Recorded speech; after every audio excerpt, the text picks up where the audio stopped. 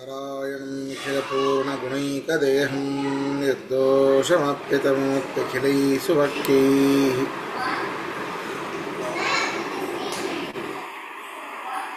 अस्योद्भवादिदमशेषविशेषतोऽपि वन्द्यं सदा प्रियतं मनसन्नमामि।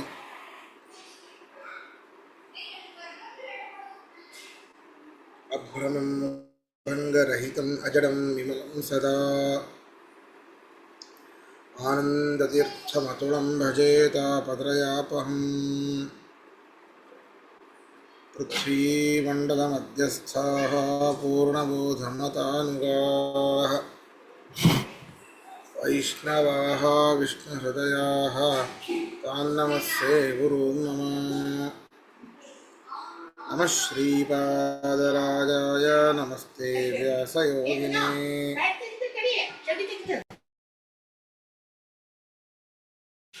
नमः पुरन्दरार्याय विजयार्याय ते नमः।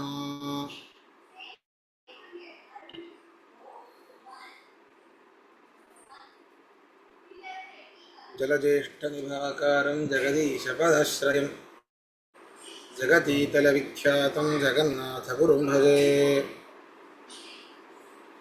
तपस्वाध्यायशुश्रूषा कृष्णपूजारतमुनिं विश्वेशम् इष्टदं वन्दे परिव्राट्चक्रवर्तिनम्। श्रीगुरुभ्यो नमः। हरिः ओम्। ಹರಿಕಥಾಮೃತಸಾರ ಗುರುಗಳ ಕರುಣದಿಂದಾಪನಿತು ಪೇಳುವೆ ಪರಮ ಭಗವದ್ಭಕ್ತರಿದನಾದರದಿ ಕೇಳುವುದು. ಹರಿಕಥಾಮೃತಸಾರ ಗುರುಗಳ ಕರುಣದಿಂದಾಪನಿತು ಪೇಳುವೆ ಪರಮ ಭಗವದ್ಭಕ್ತರಿದನಾದರದಿ ಕೇಳುವುದು. ಮೂರನೇ ಸಂಧಿ ವ್ಯಾಪ್ತಿ ಸಂಧಿ 8ನೇ ಪದ್ಯ. ನಾವು ಪ್ರತಿಯೊಂದು ಶರೀರವನ್ನು ನೋಡ್ತಾ ಆಯಾಯ ಶರೀರದಲ್ಲಿ ಇರುವಂತಹ ಇಂದ್ರಿಯಗಳ ಬಗ್ಗೆ, ಇಂದ್ರಿಯಗಳಲ್ಲಿರುವಂತಹ ತತ್ವಾಭಿಮಾನಿ ದೇವತೆಗಳ ಬಗ್ಗೆ, ಅತ್ಯಂತ ಆ ಇಂದ್ರಿಯಗಳಲ್ಲಿ ಇರುವಂತಹ ನಾಡಿಗಳ ಬಗ್ಗೆ ನಾವು ನೋಡಿದ್ವಿ. ಪರಮಾತ್ಮನೇ ಸೇವಕನೇ ಆಗಿರ್ತಾನೆ ಪರಮಾತ್ಮ ಅಂತ. ಈಗ ಆಯಾಯ ದೇಹಗಳು ಹೊಂದುವಂತಹ ಅವಸ್ಥೆಗಳಲ್ಲೂ ಕೂಡ ಪರಮಾತ್ಮನೇ ನಿಯಾಮಕ.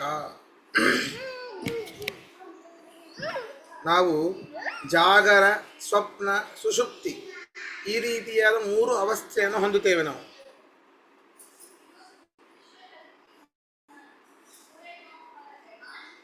ಜಾಗರ, ಸ್ವಪ್ನ, ಸುಷುಪ್ತಿ ಈ ರೀತಿಯಾದ 3 ಅವಸ್ಥೆಗಳನ್ನು ನಾವು ಹೊಂದುತ್ತೇವೆ. ಅದರ ಬಗ್ಗೆ ಹೇಳ್ತಾ ಇದ್ದಾರೆ. 8ನೇ ಪದ್ಯ.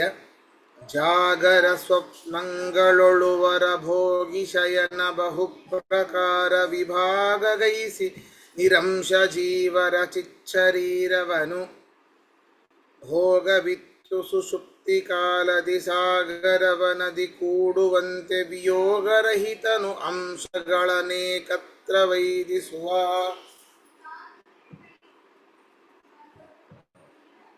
ಜಾಗರ ಸ್ವಪ್ನಾಂಗಗಳು. ನಾವು ಜಾಗರವಸ್ಥೆ. ಈಗ ಎಲ್ಲರೂ ಜಾಗೃತರಾಗಿದ್ದೀರಿ, ನಾನು ಹೇಳೋದನ್ನು ಕೇಳ್ತಾ ಇದ್ದೀರಿ. ಇದು ಜಾಗರವಸ್ಥೆ, ಎಚ್ಚರ ಇರುವಂತಹ ಅವಸ್ಥೆ. ಜಾಗರ ಸ್ವಪ್ನಗಳೊಳು ವರಭೋಗಿ ಶಯನ ಬಹುಪ್ರಕಾರ ವಿಭಾಗಗೈಸಿ.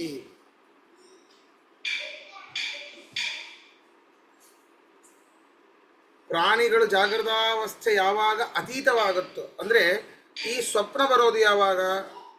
ನಿದ್ದೆ ಸಮಯದಲ್ಲಿ. ತಪ್ಪು. ಜಾಗೃತ ಅವಸ್ಥೆ ಬೇರೆ, ಸ್ವಪ್ನಾವಸ್ಥೆ ಬೇರೆ, ಸುಷುಪ್ತಿ ಅವಸ್ಥೆ ಬೇರೆ. ಸುಷುಪ್ತಿ ಅಂತಂದರೆ ಗಾಢವಾದ ನಿದ್ದೆ. Without dreamless sleep is equal to ಸುಷುಪ್ತಿ. ಅದು ನಿಜವಾದ ನಿದ್ದೆ. ಅಂತಹ ನಿದ್ದೆ ಒಂದು 5 ನಿಮಿಷ ಆದರೂ ಸಾಕು, ಆಹಾ ಎಷ್ಟೊತ್ತು ನಿದ್ದೆ ಆಯ್ತಪ್ಪ ಅಂತ ಅನಿಸುತ್ತೆ. ಯಾಕೆ ಅಂದರೆ ನಮ್ಮ ಬಿಂಬರೂಪಿಯಾದ ಪರಮಾತ್ಮನ ಒಟ್ಟಿಗೆ ನಾವು ಐಕ್ಯರಾಗಿರ್ತೇವೆ. ಅದು ನಿಜವಾದ ಆನಂದದ ಅನುಭವ. ಎಲ್ಲ ಫುಲ್ ಫ್ರೆಶ್ನೆಸ್ ಆಗಿರ್ತೇವೆ, ಫುಲ್ ಫ್ರೆಶ್ ಆಗಿರ್ತೇವೆ. ಹಾಗಾದರೆ ಸುಷುಪ್ತಿ ಅವಸ್ಥೆ ಇಲ್ಲ ಆಚಾರ್ಯ, ಹಾಗಾದರೆ ನಾವು ಮಲ್ಕೊಂಡಾಗಲೇ ನಮ್ಮ ಕನಸು ಬೀಳೋದು? ಹೌದು. ಹಾಗಾದರೆ ಅದು ಕನಸಿನ ಅವಸ್ಥೆ ಹೊರತು ಸುಷುಪ್ತಿ ಅವಸ್ಥೆ ಅಲ್ಲ. ಯಾವಾಗ ಜಾಗರ ಸ್ವಪ್ನಗಳು ಅಂತಂದರೆ ಜಾಗೃತ ಅವಸ್ಥೆ ಯಾವಾಗ ಅತೀತವಾಗುತ್ತೆ, ಯಾವಾಗ ಮುಗಿಯುತ್ತೋ ಆವಾಗ ಮಲ್ಕೊಂಡಾಗ ಸ್ವಪ್ನಾವಸ್ಥೆ. ಆ ಸ್ವಪ್ನಾವಸ್ಥೆಯಲ್ಲಿ ನಾವು ಏನೇನು ನೋಡ್ತೇವೆ? ಆನೆಗಳನ್ನು ನೋಡ್ತೇವೆ, ರಥಗಳನ್ನು ನೋಡ್ತೇವೆ, ಬೇರೆ ಬೇರೆ ಮನುಷ್ಯರನ್ನ ನೋಡ್ತೇವೆ.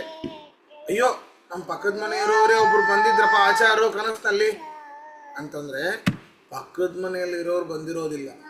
ಪರಮಾತ್ಮ ಅಲ್ಲಿಯೇನೆ ಆಯಾಯ ಅವಸ್ಥೆಗಳಲ್ಲಿ ಆ ಸ್ವಪ್ನ ಕಾಲದಲ್ಲಿಯೇನೆ ಅಂತಹ ಆಚಾರ್ಯರನ್ನು ಸೃಷ್ಟಿ ಮಾಡಿರ್ತಾನೆ, ಅಂತಹ ಆನೆಗಳನ್ನು ಸೃಷ್ಟಿ ಮಾಡಿರ್ತಾನೆ, ಅಂತಹ ರಥಗಳನ್ನು ಸೃಷ್ಟಿ ಮಾಡಿರ್ತಾನೆ ಪರಮಾತ್ಮ.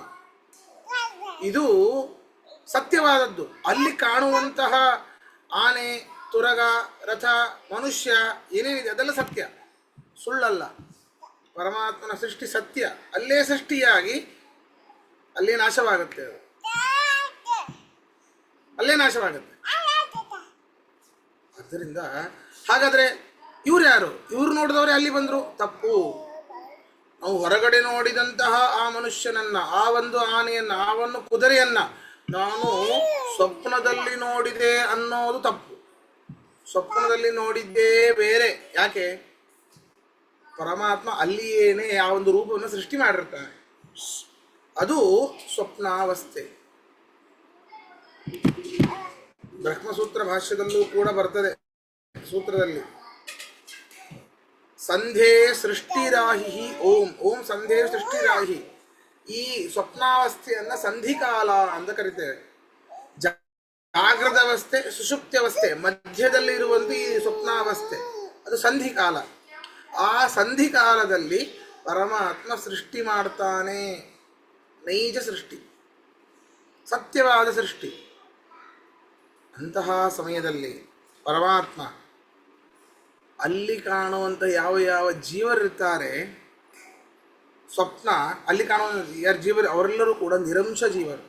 ಅವರೇನು ಅಂತಂದರೆ ಇಲ್ಲಿ ಹೇಳ್ತಾರೆ, ಸ್ವಪ್ನಂಗಳೊಳು ವರಭೋಗಿ ಶಯನ ಬಹುಪ್ರಕಾರ ವಿಭಾಗಗೈಸಿ. ಆ ಸ್ವಪ್ನಾವಸ್ಥೆಯಲ್ಲಿ ಈ ವರಭೋಗಿ ಶಯನ ಸರ್ವಶ್ರೇಷ್ಠನಾದ ಶೇಷನವೇ, ಶೇಷದೇವರೇ ಯಾರು, ಶೇಷನ ಮೇಲೆ ಯಾರು ಮಲ್ಕೊಂಡಿರ್ತಾನೋ ಅವನು ಪರಮಾತ್ಮ. ವರಭೋಗಿ ಶಯನ, ಹೌದು, ವರಭೋಗಿ ಶಯನ.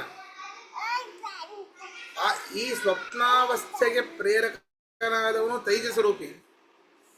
ತೈಜಸ, ಪ್ರಾಜ್ಞ, ತುರೀಯ ಅಂತ ಹೇಳಿ ನಮ್ಮ ಸುಷುಪ್ತಿ ಅವಸ್ಥೆಗೆ ನಿಯಾಮಕನಾದವನು ಪ್ರಾಜ್ಞೆ ಪರಮಾತ್ಮ, ಪ್ರಾಜ್ಞನಾಮಕ ಪರಮಾತ್ಮ. ಜಾಗೃತ ಅವಸ್ಥೆಗೆ ನಿಯಾಮಕನಾದವನು ತುರೀಯ ನಾಮಕ ಪರಮಾತ್ಮ. ಈ ಸ್ವಪ್ನಾವಸ್ಥೆಗೆ ಪ್ರೇರಕನಾದವನು ತೈಜಸ ರೂಪಿ ಪರಮಾತ್ಮ. ಅವನು ಬಹುಪ್ರಕಾರ, ನಾನಾ ಪ್ರಕಾರವಾದ ಸ್ಥೂಲ ದೇಹದಿಂದ ಕೂಡಿರುವಂತಹ ನಿರಂಶ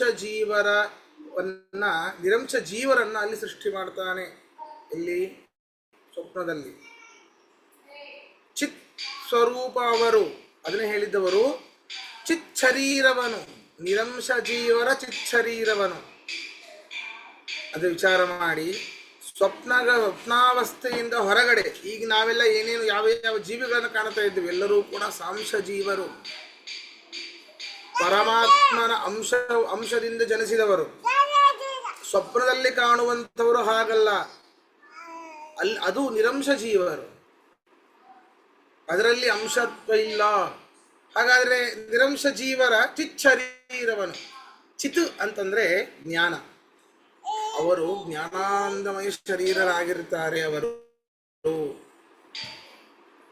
ಆದರೆ ನಮಗೆ ಅನಿಸುತ್ತೆ, ಅಲ್ಲ, ಜ್ಞಾನಾನಂದಮಯ ಶರೀರ ಆದ ಮೇಲೆ ಕೆಮ್ಮೆ ಯಾರೋ ಬಂದು ಒಬ್ಬರನ್ನ ಕೊಲ್ಲೋದು ಸ್ವಪ್ನ ಸ್ವಪ್ನ ಬೀಳುತ್ತೆ, ಕೊಲ್ಲೋ ಸ್ವಪ್ನಗಳೆಲ್ಲ ಬೀಳುತ್ತೆ. ಆವಾಗೆಲ್ಲ ಹೇಗೆ ಅವನ ಕತ್ತನ್ನು ಕೊಯ್ದಾಗ ರಕ್ತಗಳೆಲ್ಲ ಬರ್ತದೆ. ಜ್ಞಾನಾನಂದಮಯ ಶರೀರ ಆದ ಮೇಲೆ ರಕ್ತ ಬರ್ಲಿಕ್ಕೆ ಹೇಗೆ ಸಾಧ್ಯ ಅಂತೆಲ್ಲ ಕೇಳಿದರೆ ಅದಕ್ಕೆ ಹೇಳ್ತಾರೆ ಪರಮಾತ್ಮ ಹಾಗೆ ನಮ್ಮನ್ನು ಭ್ರಮಿತರನ್ನಾಗಿ ಮಾಡ್ತಾನೆ. ಜ್ಞಾನಾನಂದಮಯ ಶರೀರವೇ ಅವರಿಗಿರೋದು.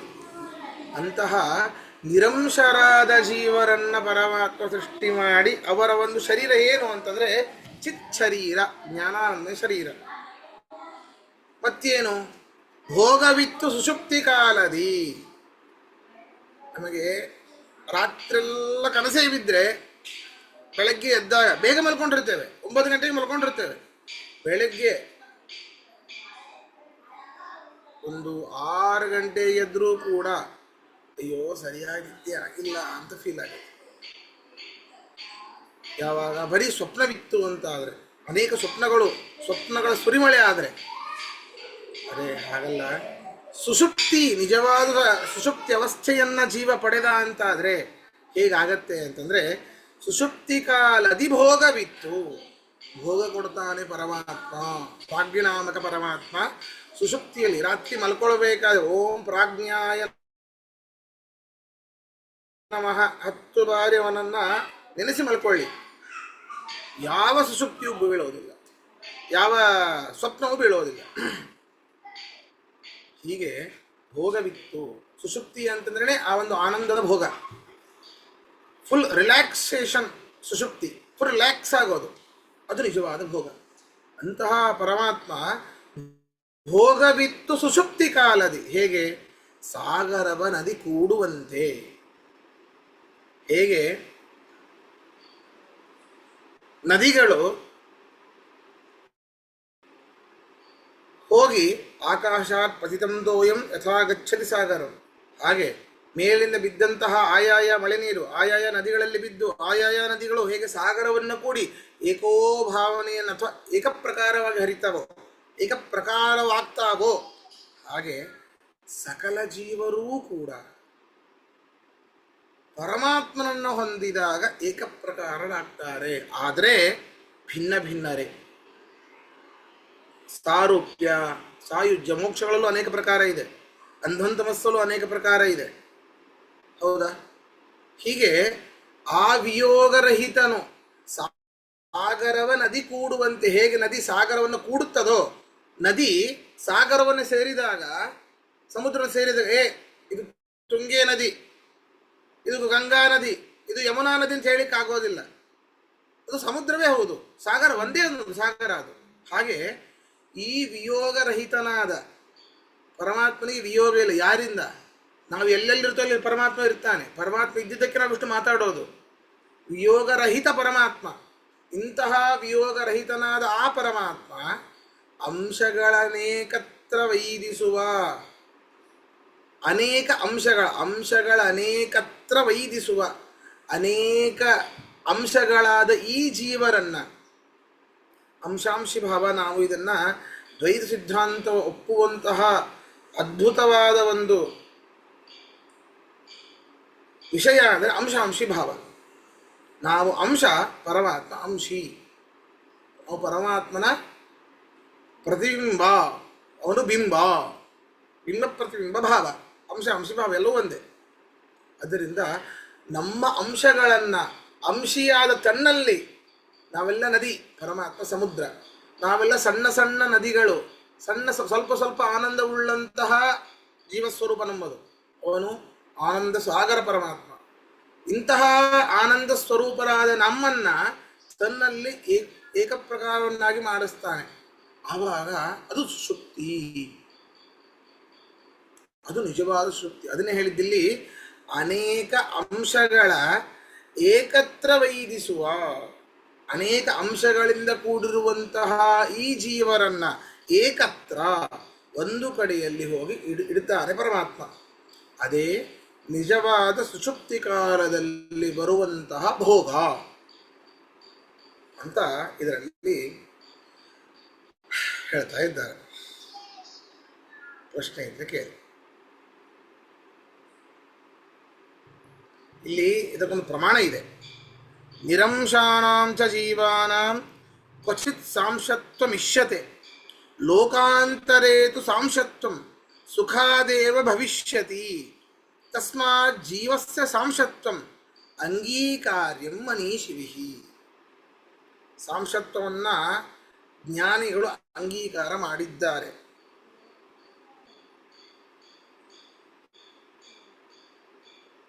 ಅದರಿಂದ ಅಂಶಾಂಶಿ ಭಾವವನ್ನು ನಾವು ಒಪ್ಪಲೇಬೇಕು.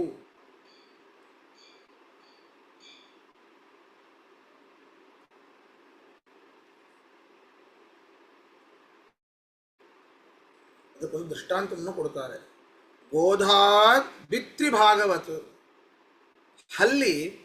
ಹಲ್ಲಿಯ ಬಾಲವನ್ನು ಕತ್ತರಿಸಿದಾಗ ಹಲ್ಲಿಯ ಬಾಲವೂ ಅಲ್ಲಾಡುತ್ತೆ, ಹಲ್ಲಿಯೂ ಅಲ್ಲಾಡುತ್ತೆ ಅಲ್ಲ.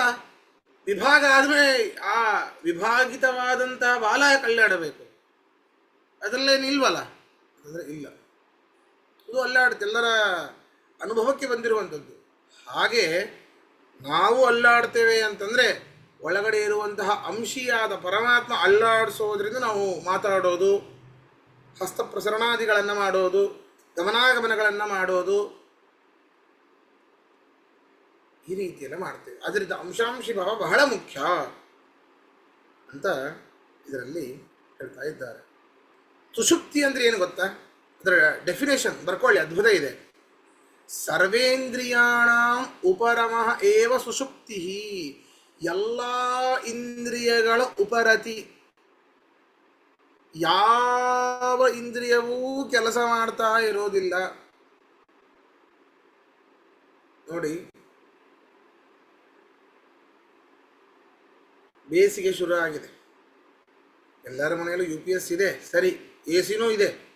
ಅಕಸ್ಮಾತಾಗಿ UPS ಹೋಯಿತು, ಕರೆಂಟು ಹೋಯಿತು ಅಂತ ತಿಳ್ಕೊಳ್ಳಿ, ಸೆಕೆ ಶುರು ಆಯಿತು. ಸೆಕೆಗೆ ಎದ್ರಿ ನೀವು, ಯಾವ ಇಂದ್ರಿಯವೂ ಕೆಲಸ ಮಾಡ್ತಾ ಇರೋದಿಲ್ಲ, ಆದರೆ ಒಂದು ಇಂದ್ರಿಯ ಮಾತ್ರ ಕೆಲಸ ಮಾಡ್ತಿರ್ತದೆ.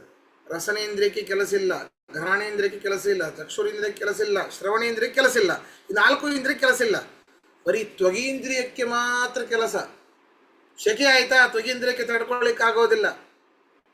ಒಳಗಿರೋ ಆ ಸುಷುಮ್ನ ಪುರಿತನಾಡಿಯಲ್ಲಿ ಪ್ರವೇಶವಾಗಿರುವಂತಹ ಮನಸ್ಸಿನ ಎಳೆದು ತಂದು ಬಡದು ಎಬ್ಬಿಸುತ್ತೆ. ಸುಷುಪ್ತಿ ಅಂತಂದರೆ ತಾರ್ಕಿಕರು ಹೇಳೋದು ಮನಸ್ಸು, ಈಗ ಹೇಗೆ ನಿನ್ನೆ ಹೇಳಿದೆ ಸುಷುಮ್ನ ನಾಡಿ ಅಂತ ಒಂದು ಪುರಿತನಾಡಿ ಅಂತ ಇದೆ. ಆ ಪುರಿತನಾಡಿಯಲ್ಲಿ ಮನಸ್ಸು ಪ್ರವೇಶ ಮಾಡಿದಾಗ ಗಾಢವಾದ ನಿದ್ದೆ ಅಂತ. ಮನಸ್ಸು ಪ್ರವೇಶ ಮಾಡದೇ ಇದ್ದಾಗ ಆ ತ್ವಗೀಂದ್ರಿಯ ಮನಸ್ಸಿಗೆ ಹೇಳುತ್ತೆ, ಹೇಳಿ ಆ ಮನಸ್ಸು ಜೀವನನ್ನು ಎಬ್ಬಿಸುತ್ತೆ. ಆದರೆ ನಿಜವಾದ ಸುಷುಪ್ತಿಯಲ್ಲಿ ಇದ್ದವನಿಗೆ ಸರ್ವೇಂದ್ರಿಯಾಣ ಉಪರಮಃ, ತ್ವಗೀಂದ್ರಿಯವೂ ಕೆಲಸ ಮಾಡೋದಿಲ್ಲ. ನಿಜವಾಗಿ ಅವನು ಗಾಢವಾದ ಸುಷುಪ್ತಿಯಲ್ಲಿ ಇದ್ದಾಗ ಅವನ ಅಂಶಿಯಾದ ಪರಮಾತ್ಮನೊಟ್ಟಿಗೆ ಏಕಪ್ರಕಾರವಾದಾಗ ಅವನಿಗೆ ಎಷ್ಟೇ ಸೆಕೆಯಾಗಲಿ, ಕೆಂಡ ತಂದು ನೀವು ಅವನ ಮೈ ಮೇಲೆ ಹಾಕಿದರೂ ಎಚ್ಚರ ಆಗೋದಿಲ್ಲ. ಯಾಕೆ? ಸರ್ವೇಂದ್ರಿಯಾಣ ಉಪರಮಃ, ಯಾವ ಇಂದ್ರಿಯಗಳು ಕೆಲಸನೇ ಮಾಡೋದಿಲ್ಲ. ಅದು ನಿಜವಾದ ಸುಷುಪ್ತಿ ಅನ್ನೋದನ್ನ ಯಾರು ಹೇಳ್ತಾ ಇದ್ದಾರೆ. ಸುಷುಪ್ತಿಯ ಡೆಫಿನೇಷನ್ ಇದೆ, ಸರ್ವೇಂದ್ರಿಯಾಣ ಉಪರಮಃ ಏವ ಸುಷುಪ್ತಿ. ಆ ರೀತಿ ನಿದ್ದೆ ಬಂದರೆ ಆಹಾ, ಇದು ಬಹಳ ಹೈರಾಣಾದಾಗ ಬರುತ್ತೆ.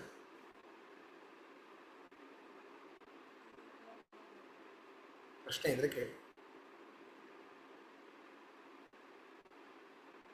ಏನಿಲ್ಲ ಆಚಾರ್ಯ, ಹಾಗಾದ್ರೆ ನಮಗೆ ಎಲ್ಲೆಲ್ಲಿ ಕೂತ್ಕೊಂಡು ಏನೇನ್ ಕಂಟ್ರೋಲ್ ಮಾಡ್ತಾನೆ ಭಗವಂತ, ಏನೇನ್ ಹೇಳ್ತಾನೆ, ಏನೇನ್ ಮಾಡ್ತಾನೆ, ನಮಗ್ ನಿದ್ದೆ ಬರುತ್ತೆ, ಸ್ವಪ್ನ ಬರುತ್ತೆ, ಸುಷುಪ್ತಿಗೆ ಹೋಗ್ತೀವಿ, ಎಲ್ಲ ಕಡೆನೂ ಇರ್ತಾನೆ. ರಾಮ ಕಂಡ ಹೇಗಿದೆ ಎಲ್ಲವನ್ನೂ ಹೇಳ್ತಾರಲ್ಲ, ವ್ಯಾಪ್ತಿ ಸಂಧಿ ಅಂದರೆ ಎಷ್ಟು ಒಳಗಡೆ ಹೋಗ್ತಾರೆ. ನಾವು ವ್ಯಾಪ್ತಿ ಅಂತಂದರೆ ಹೊರಗಡೆ ಇರೋ ವಸ್ತುಗಳ ಬಗ್ಗೆ ಸರ್ವತ್ರ ವ್ಯಾಪ್ತನಾಗಿದ್ದಾನೆ ಪರಮಾತ್ಮ ಅಂತ ನೋಡ್ತೀವಿ. ಹೊರಗಡೆ ಬಿಡ್ರಪ್ಪ, ಅವತ್ತು ಒಳಗಡೆ ನೋಡ್ಕೋರಿ, ಹೊರಗಡೆ ಕಂಡೇ ಕಾಣುತ್ತೆ ಅಂತಾರೆ ದಾಸರು.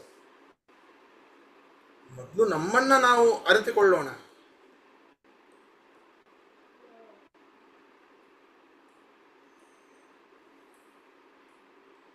ನಿನ್ನೊಳಗ ನೀನು ತಿಳಿದು ನೋಡಣ್ಣ.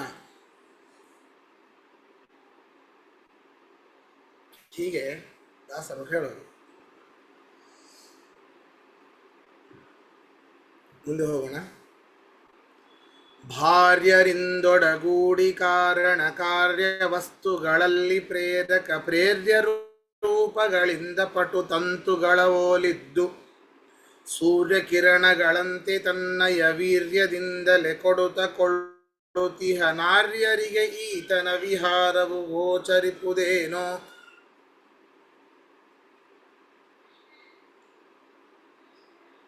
ಯಾವುದೋ ನಿಜವಾಗ್ಲೂ ಇದರ ಬಗ್ಗೆ ಹರಿಕಥಾಮೃತ ಸಾರದ ಬಗ್ಗೆ ಗೊತ್ತಿಲ್ಲದೇ ಇದ್ದಾಗ, ಎಳ್ಳಷ್ಟು ಜ್ಞಾನ ಇಲ್ಲದೆ ಯಾವುದೋ ಒಂದು ಸುಮ್ಮನೆ ನೋವಲ್ಲ, ಏನೋ ಒಂದು ಕವಿತೆ ಥರ ಬರೆದಿದ್ದಾರೆ ಅನ್ನೋ ಭಾವನೆಯಿಂದಲೇ ಇರ್ತೇವೆ. ನಿಜವಾಗಲೂ ತಿಳ್ಕೊಂಡಾಗ ಎಂಥ ಆನಂದ, ಎಷ್ಟು ಅದ್ಭುತ ಬರೆದಿದ್ದಾರೆ. ಇನ್ನೇನು ಪರಮಾತ್ಮ ಏನೇನು ಮಾಡ್ತಾನೆ, ಒಬ್ಬನೇ ಏನೂ ಮಾಡೋದಿಲ್ಲ, ಒಬ್ಬನೇ ಮಾಡಬಲ್ಲ, ಆದರೆ ತನ್ನ ಹೆಂಡತಿಯರಿಗೂ ಸ್ವಲ್ಪ ಕೆಲಸವನ್ನು ಕೊಡ್ತಾನಂತೆ. ಏನು ಮಾಡ್ತಾನೆ? ಕಾರಣ ಕಾರ್ಯ ವಸ್ತುಗಳಲ್ಲಿ ಪ್ರೇರಕ ಪ್ರೇರ್ಯ ರೂಪಗಳಿಂದ ಪಟುತಂತುಗಳ ಓಲಿದ್ದು. ಕಾರಣ ಕಾರ್ಯ ಏನಿದು? ಜಗತ್ತಿಗೆ ಉಪಾದಾನ ಕಾರಣ ಅಂದರೆ, ಈಗ ಮಣ್ಣೆ ಅನೇಕ ಬಾರಿ ಹೇಳಿದ್ದೇನೆ ನಾನು, ಮಣ್ಣೇ ಮಡಿಕೆಯಾದದ್ದು. ಮಡಿಕೆ ಅಂದ್ರೇನು? ಮಣ್ಣಿನ ಆಕಾರ. ಹಾಗೆ ಜಗತ್ತಿಗೆ ಉಪಾದಾನ ಕಾರಣವಾದದ್ದು ಮೂಲ ಪ್ರಕೃತಿ, ಜಡ ಪ್ರಕೃತಿ. ಜೀವ ಸೃಷ್ಟಿಗೆ ಉಪಾದಾನ ಕಾರಣವಾದ ಈ ಲಿಂಗಾಖ್ಯ ದೇಹ ಪ್ರಕೃತಿ, ಅದು ಚೇತನ ಪ್ರಕೃತಿ. ಜಡ ಪ್ರಕೃತಿ, ಚಿತ್ ಪ್ರಕೃತಿ, ಅಚಿತ್ ಪ್ರಕೃತಿಯಿಂದ ಅನೇಕ ಬಾರಿ ನಾನು ಭಗವದ್ಗೀತೆಯಲ್ಲಿ ಹೇಳಿದ್ದೇನೆ. ಜೀವರ ಜನ್ಮಕ್ಕೆ ಉಪಾದಾನ ಕಾರಣವಾದದ್ದು, ಜೀವರು ಹುಟ್ಟಲಿಕ್ಕೆ ಕಾರಣವಾದದ್ದು ಅವರು ಮಾಡಿದಂತಹ ಲಿಂಗ ದೇಹದಲ್ಲಿ ಇರುವಂತಹ ಅನಾದಿಯಾದ ಕರ್ಮಗಳು. ಆ ಕರ್ಮಗಳಿಗೆ ಯಾರು ಕಾರಣ? ಜೀವ ಕಾರಣ. ಯಾಕಂದ್ರೆ ಅವನೇ ಮಾಡಿದ್ದು. ಹೀಗೆ ಒಂದಕ್ಕೊಂದು ಕಾರಣ. ಈಗ ಪಟ ಅಂತಂದ್ರೆ ಬಟ್ಟೆ. ಈ ಬಟ್ಟೆಗಳಿಗೆ ಕಾರಣ ತಾರ್ಕಿಕರ ಪ್ರಕಾರ ತಂತು ಸಂಯೋಗ ಅಸಮವಾಯಿ ಕಾರಣ. ತಂತುಗಳು ನಿಮಿತ್ತ ಕಾರಣ, ತಂತುಗಳು ಸಮವಾಯಿ ಕಾರಣ. ಬಿಡಿ, ಅದು ಬಿಡಿ, ಅಸಮವಾಯಿ ಕಾರಣ ಅಸಮವಾಯಿ ಕಾರಣ ಅದೆಲ್ಲ ಬಿಡಿ. ಆದರೆ ಈ ಪಟ ಅನ್ನುವಂಥದ್ದು ಕಾರ್ಯರೂಪವಾದ ವಸ್ತು. ನಾವು ಇದರಿಂದ ಹೊಚ್ಕೊಳ್ತೇವೆ, ಒಂದು ಕಾರ್ಯ ಆಗತ್ತೆ, ಆದ್ರಿಂದ ಕಾರ್ಯರೂಪವಾದ ವಸ್ತು. ಇದಕ್ಕೆ ಕಾರಣವಾದದ್ದು ತಂತುಗಳು, ದಾರ. ಕಾರಣ ತಂತು, ಕಾರ್ಯ ಪಟ, ಬಟ್ಟೆ. ಹೀಗೆ ಕಾರಣವಾದ ತಂತುಗಳಲ್ಲಿ ನಮ್ಮಲ್ಲಿ ಇದೊಂದು ಎಕ್ಸಾಂಪಲ್ ಕೊಟ್ಟಿದ್ದಾರೆ ಅಷ್ಟೇ ದಾಸರು. ಈ ರೀತಿ ಯಾವ್ಯಾವುದು ಅನೇಕ ಕಾರ್ಯಗಳಿವೆ, ಆಯಾಯ ಭಿನ್ನ ಭಿನ್ನವಾದ ಕಾರ್ಯಗಳಿಗೆ ಭಿನ್ನ ಭಿನ್ನವಾದ ಕಾರಣಗಳಿವೆ. ಅಂತಹ ಪ್ರತಿಯೊಂದು ಭಿನ್ನ ಭಿನ್ನವಾದ ಕಾರಣಗಳಲ್ಲಿ, ಆಯಾಯ ಕಾರಣಗಳಿಂದ ಜನ್ಯವಾದ ಕಾರ್ಯಗಳಲ್ಲಿ ಪರಮಾತ್ಮ ಪ್ರೇರಕನಾಗಿ ಪ್ರೇರ್ಯನಾಗಿ ಇದ್ದಾನೆ. ಯಾರ್ಯಾರೊಟ್ಟಿಗೆ? ಭಾರ್ಯರಿಂದೊಡಗೂಡಿ ಶ್ರೀ ಭೂ ದುರ್ಗಾ ಸಮೇತನಾಗಿ ಇದ್ದಾನೆ.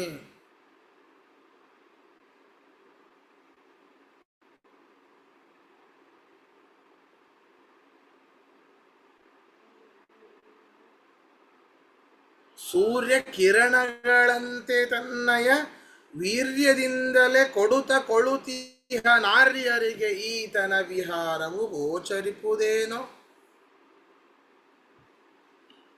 ವಿಚಾರ ಮಾಡಿ. ಅಲ್ಲ, ಇಷ್ಟೆಲ್ಲ ದಿನ ಒಂದು ಅನೇಕ ಕೆಲಸವನ್ನು ಮಾಡ್ತೇವೆ, ಅನೇಕ ಕಾರ್ಯ ವಸ್ತುಗಳನ್ನು ನಾವು ಸ್ವೀಕಾರ ಮಾಡ್ತೇವೆ. ಎಷ್ಟು ಪ್ರತಿಯೊಂದೂ ಕೂಡ ಪರಮಾತ್ಮನೇ ಮಾಡಿಸೋದು. ಆದರೆ ನಮ್ಮಂತಹ ಅನಾರ್ಯರಿಗೆ ಇವನ ಒಂದು ವಿಹಾರ, ಇವನ ಒಂದು ಆಟ, ಇವನು ಕಾರಣದಲ್ಲೂ ಇದ್ದಾನೆ. ಅಷ್ಟೇ ಅಲ್ಲ, ಮೂರು ಜನ ಶ್ರೀ ಭೂ ದುರ್ಗಾ ಸಮೇತ ಇವರ ಭಾರ್ಯರಿಂದ ಹೆಂಡತಿರಿಂದ ಒಡಗೂಡಿ ಇದ್ದಾನೆ. ಕಾರಣದಲ್ಲಿ, ಕಾರ್ಯದಲ್ಲಿ ಪ್ರೇರನಾಗಿ ಅನಂತ ರೂಪಗಳಿಂದ ಪರಮಾತ್ಮನಿದ್ದು ನಮ್ಮಲ್ಲಿ ನಿಂತು ಕೆಲಸ ಮಾಡಿಸ್ತಾ ಇದ್ದಾನೆ ಅನ್ನೋದು ಅನಾರ್ಯರಿಗೆ ಇವನ ವಿಹಾರ, ಈ ಆಟ ಗೋಚರಿಸೋದಿಲ್ಲ. ಹೇಗೆ ಅಂತಂದರೆ, ಸೂರ್ಯ ತನ್ನಯ ಕಿರಣಗಳಂತೆ ವೀರ್ಯದಿಂದಲೇ ಕೊಳುತಿಹ. ಸೂರ್ಯ ಏನು ಮಾಡ್ತಾನೆ? ಅವನ ಹೆಸರು, ಅವನಿಗೆ ಇನ್ನೊಂದು ಹೆಸರಿದೆ, ಪರ್ಜನ್ಯ ಅಂತ. ಪರ್ಜನ್ಯ ನಾಮಕ ಸೂರ್ಯ ಮೇಘದಲ್ಲಿ ಇದ್ದುಕೊಂಡು, ಮೋಡಗಳಲ್ಲಿ ಇದ್ದುಕೊಂಡು ತನ್ನ ಕಿರಣಗಳಿಂದ ಸಮುದ್ರದಲ್ಲಿ ಇರುವಂತಹ ನೀರನ್ನ ಹೀರಿಕೊಳ್ತಾನೆ. ಆ ಮೇಘದ್ವಾರ ಮತ್ತೆ ಮಳೆಯನ್ನು ಸುರಿಸ್ತಾನೆ. ಇದು ಸೂರ್ಯನಿಗೆ ಮಾತ್ರ ಸಾಧ್ಯ. ತನ್ನ ವೀರ್ಯದಿಂದ, ಅವನಲ್ಲಿ ಇರುವಂತಹ ಸಾಮರ್ಥ್ಯದಿಂದ. ಸೂರ್ಯನಿಗಂತೂ ಸಾಮರ್ಥ್ಯ ಇದೆ. ಹೀಗೆ ಕೊಡುತ್ತ ಸ್ವರೂಪ ಯೋಗ್ಯತಾನುಸಾರ ಯಾರು ಆರ್ಯರಿದ್ದಾರೋ, ಯಾರು ಪರಮಾತ್ಮನಲ್ಲಿ ಭಕ್ತಿಯನ್ನು ಮಾಡ್ತಾರೋ ಅವನ ವಿಹಾರ, ಅವನು ಆಡುವಂತಹ ಆಟಗಳು ಗೊತ್ತಾಗತ್ತೆ. ಆದರೆ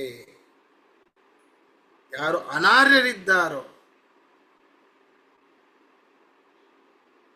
ಅವರಿಗೆ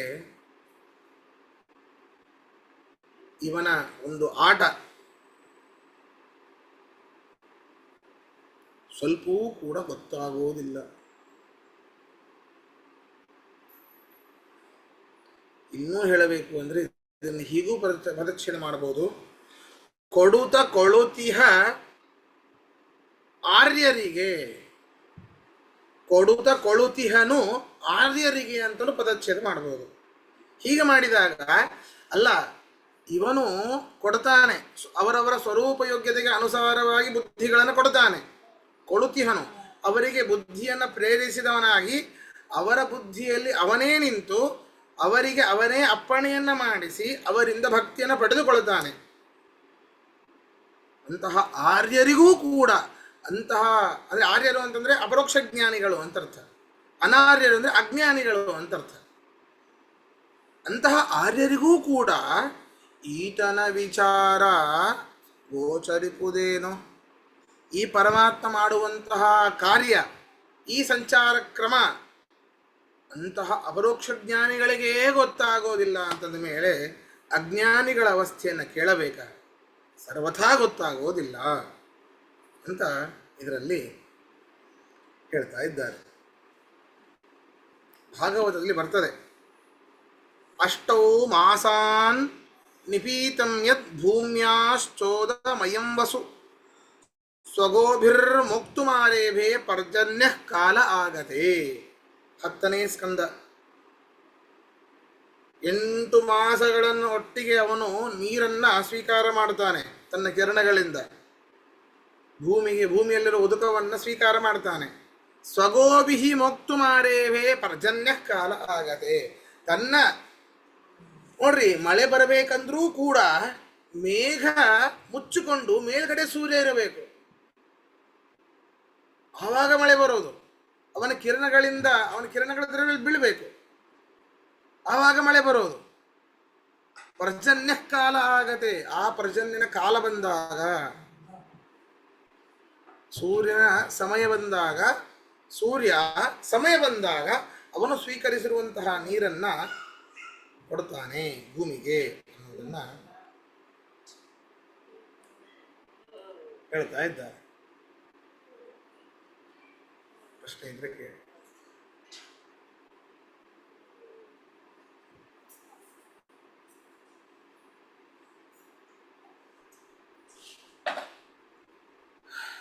ಕಷ್ಟ ಇದೆ ಸ್ವಲ್ಪ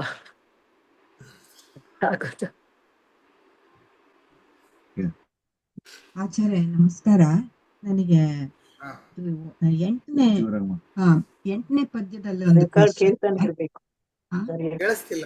ಆ, 8ನೇ ಪದ್ಯದಲ್ಲಿ ನನಗೊಂದು ಪ್ರಶ್ನೆ ಇದೆ. ಅದು ಹಾ. ಜಾಗೃತಿ, ಸ್ವಪ್ನ, ಸುಷುಪ್ತಿ ಆದ್ಮೇಲೆ ತೂರ್ಯ ಅಂತ ಕೇಳಿದ್ದೀನಲ್ಲ, ಅದೇನದು ತೂರ್ಯ? ಜ 4 ಅವಸ್ಥೆ ಅಂತ ಹೇಳ್ತಾರೆ. ಹೌದು ಹೌದು. ಹ. ತುರಿಯ ಅವಸ್ಥೆ ಅಂತಂದ್ರೆ ಪರಮಾತ್ಮನೇ ಹೊಂದೋದು.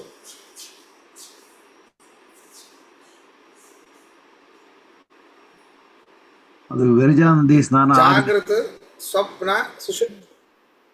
ಆ ವಿರಜಾ ನದಿ ಸ್ನಾನ ಆದ್ಮೇಲೆ. ಹೌದು ಹೌದು ಹೌದು. ಅದಕ್ಕೆ ಇಲ್ಲಿ ಜಾಗೃತ ಅವಸ್ಥೆ ಬಗ್ಗೆನೂ ಸರಿಯಾಗಿ ಹೇಳಿಲ್ಲ ದಾಸರು. ಅದಕ್ಕಂದ್ರೆ ಜಾಗೃತ ಅವಸ್ಥೆಯ ಅನುಭವ ಇದ್ದೇ ಇರ್ತದೆ ನಮಗೆ, ಸರಿನಾ? ಜಾಗೃತ ಅವಸ್ಥೆಯ ಅನುಭವ ನಮಗೆ ಇದ್ದೇ ಇರ್ತದೆ. ಬರೀ ಅಜ್ಞಾನದ ಅವಸ್ಥೆ ನಮಗೆ ಜಾಗೃತ ಅವಸ್ಥೆ ಅಂತಂದ್ರೆ ಅದರ ಬಗ್ಗೆ ಹೇಳಿಲ್ಲ ಅವರು. ಜಾಗೃತ, ಜಾಗರ ಸ್ವಪ್ನಗಳು. ಇಲ್ಲಿ ಜಾಗರ ಅಂತಂದ್ರೆ ಜಾಗೃತ ಅವಸ್ಥೆ ಬಗ್ಗೆ ಹೇಳಿಲ್ಲ. ಜಾಗೃತ ಅವಸ್ಥೆಯ ನಂತರ ಬರುವಂತಹ ತುರಿಯ ಅವಸ್ಥೆಯ, ಈ ಜಾಗೃತ ಅವಸ್ಥೆ ತುರಿಯ ಅವಸ್ಥೆ ಇವೆರಡರ ಮಧ್ಯದಲ್ಲಿ ಬರುವಂತಹ ಸ್ವಪ್ನಾವಸ್ಥೆ ಮತ್ತು ಸುಷುಪ್ತಿ ಅವಸ್ಥೆ ಬಗ್ಗೆ ಮಾತಾಡಿದ್ದಾರೆ. ಆ ಎರಡರ ಅನುಭವ ನಮಗೆ ಬಹಳ ಕಷ್ಟ. ಅದು ಕೆಲವೊಮ್ಮೆ ಆಗತ್ತೆ, ಸ್ವಲ್ಪ ನಿದ್ದೆ ಮಾಡಿ ಎದ್ದ ಮೇಲೆ, ನಿಜವಾದ ಸುಷುಪ್ತಿಯನ್ನ ಪಡೆದ ಮೇಲೆ, ಸ್ವಲ್ಪ ಎಚ್ಚರ ಆದ ಮೇಲೆ, ಏತಾವಂತಂ ಕಾಲಮಹಂ ಸುಖಮಹಂ ಅಸ್ವಾಪ್ಸಂ, ಇಷ್ಟೊತ್ತಿನವರೆಗೆ ನಾನು ಸುಖವಾಗಿ ಮಲಗಿದ್ದೆ ಅನ್ನುವಂತಹ ಅನುಭವ ಆ ಅವಸ್ಥೆಯಲ್ಲಿದ್ದಾಗ ಬರೋದಿಲ್ಲ. ಜಾಗೃತ ಅವಸ್ಥೆಯಲ್ಲಿ ಇದ್ದಾಗ ಸುಷುಪ್ತ ಅವಸ್ಥೆಯ ಅನುಭವ ಬರ್ತದೆ. ಯಾಕೆ ಅಂದರೆ ಸುಷುಪ್ತ ಅವಸ್ಥೆಯಲ್ಲಿ ಯಾವ ಅನುಭವವೂ ಇಲ್ಲ, ಬರೀ ಆನಂದದ ಅನುಭವ. ಆ ಅನುಭವ ಆನಂದ ಆಗ್ತಾ ಇದೆ ಅನ್ನೋದು ನಮ್ಗೆ ಗೊತ್ತಿರೋದಿಲ್ಲ. ಎದ್ದ ಮೇಲೆ ಗೊತ್ತಾಗೋದು ನನಗೆ ಆನಂದ ಆಗಿದೆ ಅಂತ.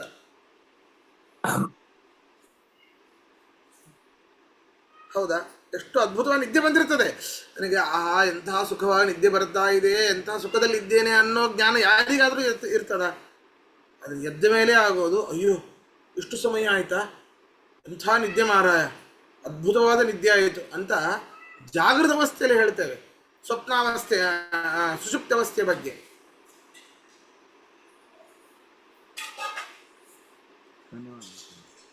ಸ್ವಪ್ನಾವಸ್ಥೆನಲ್ಲಿ ಕೂಡ ಪೂರ್ತಿ ನಿದ್ದೆ ಬರೋದಿಲ್ಲ ಆಚಾರ್ಯ. ಅಲ್ಲ, ಅದು ಸ್ವಪ್ನಾವಸ್ಥೆ ನಿದ್ದೆನೇ ಅಲ್ಲ, ಅದು ನಿದ್ದೆ ಇಸಿಕೊಂಡು ಸುಷುಪ್ತಿ.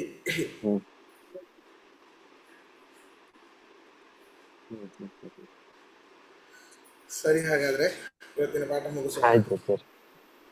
ಶ್ರೀಕೃಷ್ಣಾರ್ಪಣಮಸ್ತು. ಕೃಷ್ಣಾರ್ಪಣ. ಧನ್ಯವಾದ. ಅರ್ಪಣಮಸ್ತು. ಹರಿ ನಮಸ್ಕಾರ ಆಚಾರ್ಯ. ನಮಸ್ಕಾರ ಆಚಾರ್ಯ.